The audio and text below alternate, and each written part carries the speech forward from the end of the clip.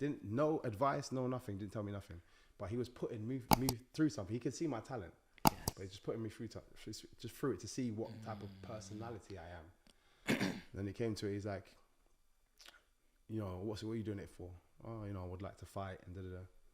What's your, you know, I might make you wait 3 years before you fight.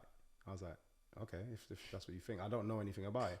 He's like, I might make you wait 4 years before you fight. I was like, whatever you say is whatever, that's what I'm going to do.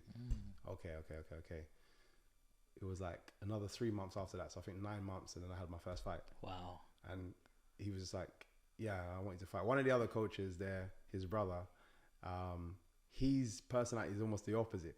So he can't hide his excitement. Right. So when I'm sparring, he's in the side like, oh my God, like jump, because I'm doing crazy kicks and stuff. Whereas my head coach is just sitting there like this. Okay, take your stuff off, go back. He didn't give anything away, but right. I could tell he was testing me. Yeah. But on top of that, he said to me, obviously you've been doing something that's worked for you for 20 plus years. Right. So why would I change that? Yeah. Not only that, I walked in one time, came into the gym early, and he was practicing my style. He's never seen it before me. Wow. And now he was like, come, show me that thing you do. So the reason I think he's an amazing coach is because he's always a student still. Wow. Yes. You see what I mean? Yes, of course. The coaches that say, oh, no, when people veer off, it's because they're not students in their mind. And it means they feel like they've done everything and seen everything, and that's impossible. So, and also they can't learn anything. Every industry constantly changing. Sometimes it goes full circle. Always. What was jiu-jitsu might have been successful back in the day. It's not anymore, but then it might be again tomorrow. But so you have to keep learning and updating with everything. He's still a student. He gets inspired every week from watching a UFC.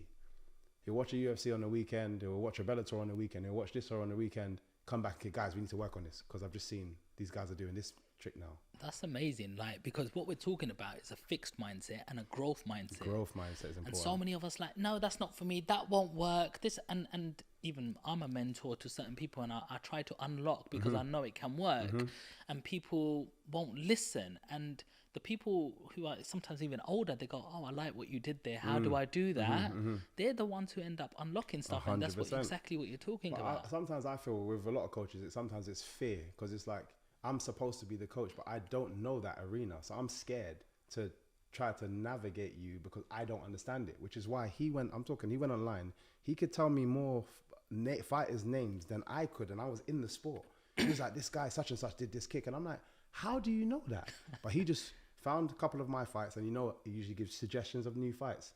So he's talking about this guy, Raymond Daniels, and then that guy, and then this guy, and this guy. And he's like, oh yeah, I've seen this guy do that. Who's this guy? And he was fascinated with it.